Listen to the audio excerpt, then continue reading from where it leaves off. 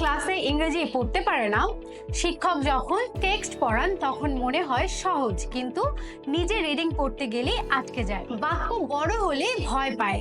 এই সমস্যার কারণে কি ইংরেজি বিষয় পিছিয়ে পড়ছে? সমস্যার মূল কারণ হলো শব্দ শেখার gap.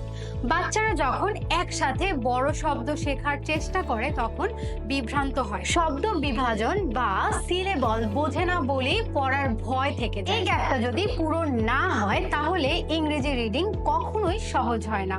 7 days English reading challenge বুক, এই বইতে শব্দগুলোকে ভাগ করা হয়েছে লেটার থেকে শুরু করে বিগ ওয়ার্ডস পর্যন্ত।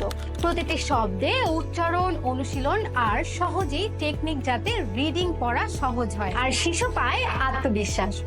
এই বইয়ে আছে 7 দিনের পরিকল্পনা, প্রতিদিন ধাপে ধাপে শেখানো হয়।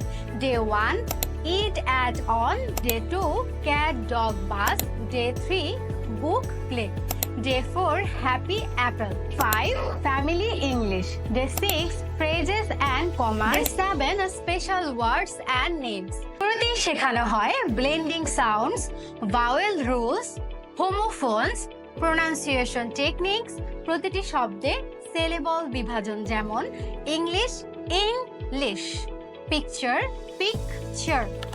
উচ্চারণ হয় সহজ, শব্দ শেখা হয় নির্ভুল। সর্বোপরি এই বইয়ে পাচ্ছেন সঠিক উচ্চারণ, সঠিক বানান, শব্দ গঠন শেখা এবং পরবর্তী শ্রেণীর জন্য প্রস্তুতি, সব একসাথে।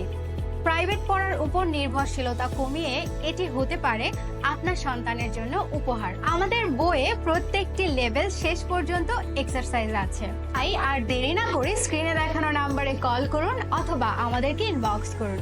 7 ডেজ ইংলিশ রিডিং চ্যালেঞ্জ বুক, আপনার সোনামণির পড়াশোনা হোক সহজ ও আনন্দময় সব সময়।